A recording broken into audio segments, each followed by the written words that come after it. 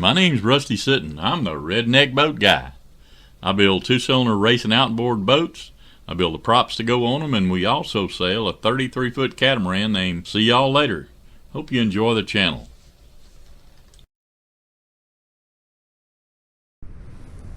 Good morning. This is Rusty back in the Redneck garage. Piddling around with the Pinewood Derby car there. Putting a little putty on it. Got a video going on that, but I'll put that out here in a little bit. But what I wanted to do this morning, I got thinking about my aerodynamics video, went back and looked at it. And there's a couple things I left out. People can call BS on some of it, and that's fine.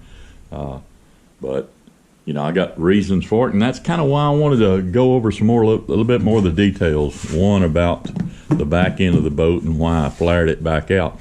Everybody thinking, well, that's going to create a little more pressure right there, and yeah, it is.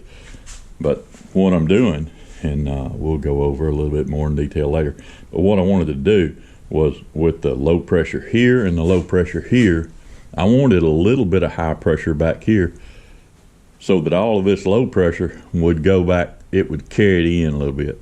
It would fill in behind the boat. If it was really low pressure all the way back down here, it's going to pull it out. You know, it's going to make it go wider.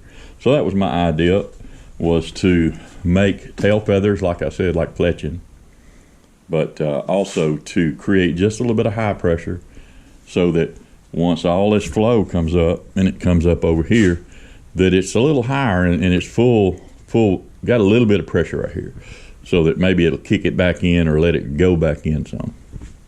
Anyway, the laminar flow is a big thing. You know, the old big flat deck De Silvas, right? The reason they run so good, I think, was that they weren't that fast on top end, but what it was is the old flat decks, once you get that flat deck up like that, it created a lot of drag over a lot of air pressure, or a lot of square inches, like I said. You know, square inches times vacuum is lift. So I think in big old flat decks, it had a pretty good deal of lift in the front end. It would help the front end lift, even though it was creating induced drag. And maybe not top end like some of them, you know, or in the day that was kind of the best. But, you know, when I went back and watched the video, I got thinking, you know, there's going to be people calling BS on that, because remember them old flat deck De Silvas? Well, that's why I think they work, is because it's creating a bunch of lift on that deck. Something else I wanted to talk about on the deck is windshields. All right. When I originally built this toothpick, I had it decked all the way, and I had a little fiberglass piece that I taped on. You know, I taped onto the deck. And while moving it all the way back was the fastest, if I needed a little more bow lift, I'd move that thing up and tape it down about right here. And did that on my Austin too. That's where I figured it out. I was watching some videos of Dave DeWalt and Bob Austin running in the Mercury Challenge one time, and they got up on they were both running Austin boats, and they had that tape on cowl. Of course, that's what I had too from Austin. But both of them came up with a starting line and they blew over. Both of them flipped like that at the same time. And I got to looking at where they had that thing taped, and they had that cowling taped way up to the front of the boat, way up there. So remember I talked about you don't worry about the positive, you worry about the negative? Well, with that cowling up about this high, guess what it's doing behind it, right? It's creating drag. It's creating a lift point right there, drag. And anytime the drag surface is higher than the line of, from the bottom of the boat, the higher you put that drag, the more it's going to lift that boat. So anyway, on the cowling, they had it way far forward. Well, it was creating a big low pressure area with it coming in and hitting that deck. It was creating a big old low pressure area right here. And yeah, the boat's faster. You know, it'll get up and hang, but that's what causes a blowover too. So that's what I did with my Austin, is if I needed more bow lift, I'd run that up forward, you know, testing on the day. But if it was a wild day and I didn't need that bow lift, man, I'd put it right back here, so that, you know, I didn't have a big old low pressure area way forward on the deck. Anyway, wanted to share that with you, and a couple other things here. We'll continue on with Aero-dyManics 2.0 here in just a minute. I kind of got carried away with myself when I was talking. I put this square up here. I was going to say something about, you know, the fact that we're never running directly into or out of the wind, are you? So the reason I canted that, one of the aerodynamic reasons I canted the cockpit in, not a whole lot of it, but, you know, doing everything I could. A lot of times the air is coming from the side of the boat.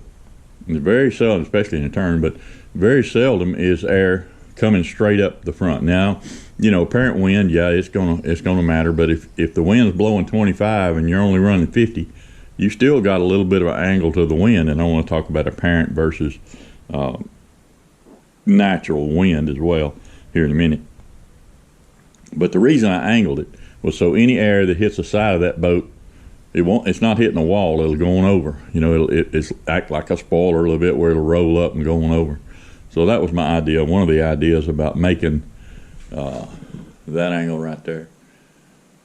It just made sense to me for not only the aerodynamic reason, but also where I could get my legs wider. I could be wider in the cockpit and close off that air like I'd said earlier. Anytime you get air in the cockpit swirling around, that's going to be a little bit slower. So another reason I had made a real short cockpit. You know, I didn't want a lot of air in here, so yeah, if you can see it, but right there is where the dashboard used to be. We moved it forward, built a whole new dash, tore all that out of here. But you wouldn't think it'd make that much difference moving it 5.5 inches, but it really, really does. If we're going round and round racing, we had to be able to get our weight up over that fin right there, and that's what we did. So anyway, filling in some of the blanks, wanted to talk about not only this angle was good for frogging my knees out, but I felt like there was a little bit of an aerodynamic advantage that the wind coming from the side would blow it over instead of just hitting the side. Maybe make it a little bit slicker on the straightaways. In my first video about aerodynamics, or Aero-dyManics, I guess, I didn't get a real good picture of the tail feathers that I had built on here, and I found out that I had the thing on wide, or super wide, what do you call it, the view anyway, so it was distorting all the angles real bad. I got it on linear now where it will kind of show straighter lines instead of swoopy, goofy looking mess. Anyway, this shows you a little bit better how what I was talking about tail feathers. See how that comes back out, and I don't know if you can tell about coming back up. Anyway, it comes back up a little too. Mostly it comes back out, and the reason I wanted to scoop that out like that up there, one of the reasons, is so that you know, I got the low pressure here, and I wanted it to feed up here. So the reason that scooped out is to allow more receding line to come back in and fold back over. I got the bottom on it when I was building. I got the bottom on the boat, and I got all of these stringers that were going to make the edges located on bulkheads. And I took it in the house and looked at it for about 3 days. And I'd move one line or move this line. You know, like I was telling you before on the bulkheads, I had a slot cut in it where I could move it around. I had a little block that I could clamp to the bulkhead and move those around till I got the shape I wanted. And as you can see, well, you can't really tell it from here probably, but the widest part of the boat's where the throttle is, and it comes back in, trying to make that drag the transom as narrow as possible and still work. That's one of the short non-trips. You know, I wanted a decent angle, but I wanted to maintain at that time minimum APBA width for a C stock. I think the C stock's a little bit wider now on that. So anyway, you have to be 13 inches deep in the middle, you have to be 9 in the back, and you have to be 44 inches wide. And that was back in the 80s.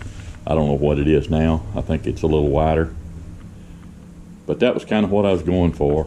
And within those parameters, I designed a body that I felt like could make the best speed on that. And we talked about putting the windshield, you know, further forward and further back to create drag. You know, this boat is kind of hard to drive because in a straightaway condition, because what I did, you know, I ran the motor real tucked. I think I don't know if I mentioned to you yet, but I did. I run the motor real tucked under, and I'll show you a little bit about why I did that here in a minute. But with a motor real tucked under, when you add power, what does it do? It drives that nose down, right? Well, conversely, when you get off the power, it lets that nose come up, doesn't it? All right, well, think about when you're going 70 miles an hour, whatever it is, and the boat gets flighty and rough. When you let off of it, guess what it wants to do? It wants to get higher. So you can't dump that throttle when you get crazy. You got to kind of drive through it, throw your weight forward, and get low and drive through it with this boat. You can't just dump the throttle and let it set back down because the throttle is holding your nose down. Here's a quick little teaser on tuck. The lower unit, and this is the back of the prop. When water's coming in here and hitting, it kind of makes a wheelie bar to where if that boat was to come up and change the angle like that, the bottom of that lower unit is quite a ways from the back of the boat, so it kind of keeps it from going too deep in the water. It's skiing, where if you just part in the water, you know, it'll go on down. But doing it like that, you got a little bit of a ski effect, kind of a wheelie bar, right? If you want to say it that way. So I like running a lot of tuck, but you got to have the prop design and the boat design to do it, because most won't on runabouts. But yeah, it's kind of wicked to drive at 80 miles an hour, because if you get off of it, that nose wants to lift. Another thing, all you boat race drivers, a lot of you probably know, some of you don't. People that don't drive boats, race boats, got no clue about this, so I'm talking to a wide spectrum here. When you're in a boat, of course, you're in there on your knees, right? There's a pad that goes over here. You're not hitting those with your knees. Anyway, there's a pad that goes over. And where you are in the boat is the trim. You know, if you want to, when you run fast, you get back here in the back. Get all your weight on the back of it and get that front as light as you can so it can tiptoe through. You know, less wetted surface area, the faster. And at one point, we'll talk about bottom design and what I think about that. Yeah, here's a quick tip on bottom design. Got a big video later. But hydroplanes, you can do a lot with the Aero-dyManics, packing air underneath it. But a runabout, it's going to set on the water, and you got to figure out the best way to make that happen where it's fastest. So, but now on this boat, I did it about here, about where this rib is. You probably can't tell it, but there's a slight break from this surface to this surface. It turns right there a little bit. And what that is, if this was setting dead flat like it is on the table here, that's a 2-degree rise. Because I want that boat setting up on a 2-degree angle. That's where it sets, where it likes to ride. And this is just totally flat to the water back here. It's not gaining, it's not, you know, it's not cupped, it's not anything, it's flat. That's a dance floor. That's what we call it. Anyway, what I wanted to mention here about driving is if you're in there on your knees, and what happens if you pop your head up? Well, what that does, it creates drag up high. You know, when you do that, that's going to lift that nose in it when you pop your head up. You get up high like that because you got drag, like I was talking about on the cowling up here. You're creating drag way high above the line of thrust. The line of thrust is right at the bottom of the boat, and the higher that drag is, the more that front end is going to lift. So, you hydro drivers, if that boat starts getting kitey on you, don't stand up in the boat. You're creating more lift. You dive and get down on that steering wheel. Jerry Nunez taught me that. You get down low and dive in on that steering wheel, and it'll come back down for you. If you get up high, you're creating a big parachute behind you that's way above the line of thrust, and that'll carry it right on over. So anyway, that's some of the boat tips there that some people probably know, and of course some got no idea even about how, never been in one of these, and that's cool. But I wanted to share that with you, and I'm gonna go change batteries on the GoPro, and we'll come back. Well, I got a fresh battery in there, and to say a little bit of something about, this many details on a boat. you know, most people aren't as eat up with it. I guess that's the way to put it, about boat design and boat racing and all that. And I think in a previous video I had mentioned, if I hadn't recorded that part yet, I'll fill in the blanks, but I had mentioned that, you know, there's room for everybody in boat racing, and just like there is in bass fishing. I can relate it to that, and more people will kind of understand what I mean. But, you know, you got the guy that's got a really nice $50,000 boat. He keeps it in his garage, keeps it all polished up, and he's a bass fisherman. You know, he likes what he's doing. He's really enjoying himself. And then you got the bass fisherman that goes out there, and, you know, he's got an old boat, gets out there and you know, mixes it up, man. He's trying to learn. He's getting out there. He's having fun. And, you know, there's room for that guy, too. Just like there is the guy that's got the boat that's in the garage that never leaves. There's room for everybody in boat racing, just like bass fishing. And, you know, they got the pros out there, right? They got the bass pros they go out and they catch a big fish. You know, they're really good at it. They got a knack for it, right? I don't know what it is. But those guys enjoy what they're doing just as much as the guy that's got the boat in the garage that never goes and bass fishes. And it's the same way in boat racing. You got the guys that go out there and win because they eat up with it. You know, they looking at every little advantage and trying to make things happen and make things work. It's unbelievable how much redneck thought goes into boat racing. It's friggin' unbelievable. What guys think about and do all winter long, try to be a little bit faster, a little bit smoother, a little bit better next year. You know, a lot of them, you know, a lot of the stuff you can do yourself, and some of it you just got to buy it. You know, like most people have to buy their props, you know, and I got a little bit of advantage there because, you know, nobody can have one of my props unless, you know, I do it for them. And I think I got a little something on that. So, I mean, no doubt there's some props out there. They've been prop builders back since Papa Smith, and, you know, all the big names that's been putting out props. Of course, Craig Dewald and Dave Dewald. But back in the day, Watrowski made a heck of a prop. Kapluski was the best 80 prop that I ever had, and we lost that prop in at one of the races. But the best little prop, man, is a little round blade. Didn't look like nothing, didn't look like anything special. But man, you strap it on there. Frank Zorkin was my boat builder at the time, and he brought that prop from somewhere on the West Coast. And he, you know, props, you could buy a new prop for about $250 back then. And he brought that prop to us and said, I got a prop, I want you to try it. He said, now, it's $300. But I said, oh, you know, I got plenty of props. I can get a new one for $250. He said, try it. So I went out and tried that prop. I don't know how old it was, but it was that little Kapluski round blade. And me and Wayne Larimore was running together in the original Team Texas back then. And I went to Wayne. I said, Wayne, we got to buy this prop.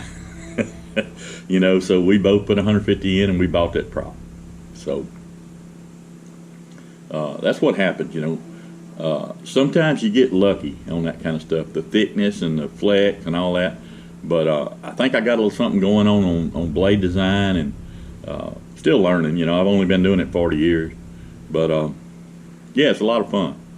But anyway, that's what I want to talk about there's a place for everybody in every sport. And don't think that because you're not the best, you're not maybe out there winning all the time, that you're having any less fun. In fact, most of the guys in the middle and on the lower end have way more fun than that guy that's flogging it out there, right? And winning a tournament. So it's not about, oh man, I'm the best. It's about, I want to have some fun. In boat racing, there's a lot of that. There's a lot of folks out there that really enjoy just coming out and meeting everybody and having a weekend with their buddies. And I miss that, man. It's dang COVID. But we'll go from there, and I wanted to mention about that, and we'll go on to the next little part here. Get me another sip of coffee before it gets cold, and we'll go from there.